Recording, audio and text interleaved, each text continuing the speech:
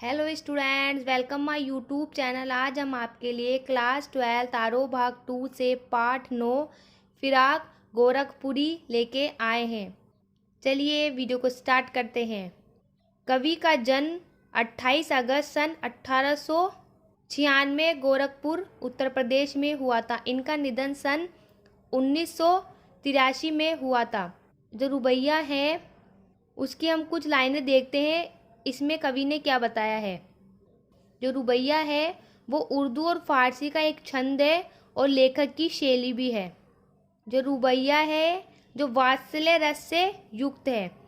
इसके अंदर नन्हे शिशु की मस्ती, माँ बेटे की कुछ मनमोहक अदाएं तथा रक्षाबंधन का एक दृश्य प्रस्तुत किया गया है। चलिए इसकी सप्रसंग व्याख्या देखते हैं। आंगन में लिए चांद के टुकड़े को खड़ी, हाथों में झुलाती है उसे गोद भरी, रह रहकर हवा में जो लोका देती है, गूंज उठती है खिलखिलाहटे बच्चे की हंसी। आइए देखते हैं इस रुबैया में कवि क्या बताना चाहते हैं। प्रसंग। प्रस्तुत पद हमारी पाठ्य पुस्तक आरोह भाग 2 से लिया गया है। कविता के कवि फिराक गोरखपुरी है। इस रुबई में एक छोटे बच्चे तथा उसकी माँ का वर्णन किया गया है। व्याख्या। शायर कहता है कि एक माँ अपने चांद के टुकड़े को, अपने बेटे को हाथ में लेकर आंगन में खड़ी है। वही अपने चांद के टुकड़े को अपने हाथों में झुलाती है, झूला खिलाती है, बीच बीच में उसे हवा में भी उछाल देती है।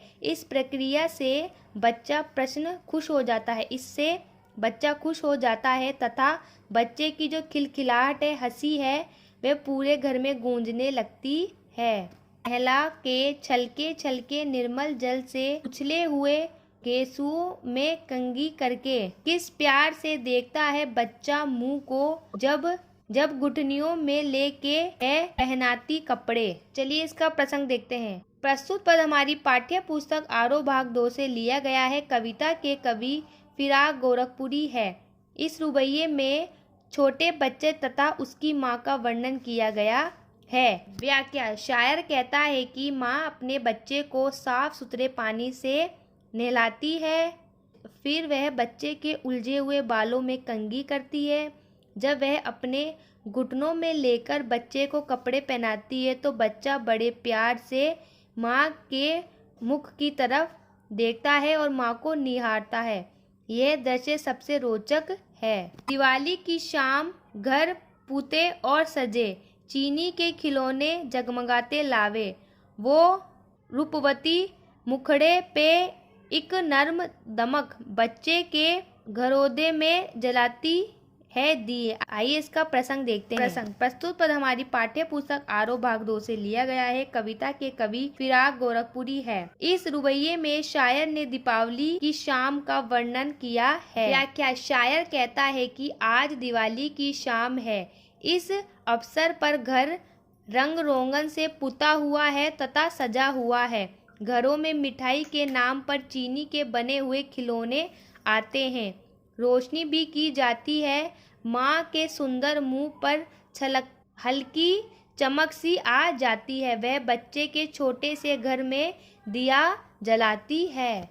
आंगन में ठुनक रहा है जिदयाया है, बालक तो हुई चांद पे ललचाया है। दर्पण उसे देख कह रही है माँ, देख आईने में चांद उतर आया है। इसका प्रसंग देखते हैं। प्रस्तुत पद हमारी पाठ्य पुस्तक आरोह भाग 2 से लिया गया है। कविता के कवि फिराक गोरखपुरी है। इस रुबैये में कवि बताते हैं कि जो बच्चा है वो कैसे जिद करता है किसी चीज के लिए और माँ उसे कैसे मनाती है, उसका चित्रण किया गया है। व्याख्या। व्याख्या। शायर कहता है कि छोटा बच्चा आंगन में मचल रहा है। वह जिद लगाए हुए है कि उसे आकाश का चांद चाहिए। उसका मन उस चांद पर ललचा गया है। माँ उसे दर्पण में चांद दिखाते हुए कहती है कि देख बेटा, दर्पण में चांद उतर आया है। इस तरह वह बच्चे की जिद पूरी करती है। रक्षाबंधन की सुबह रस की पुतली छाई है। घटा गगन की हल्की हल्की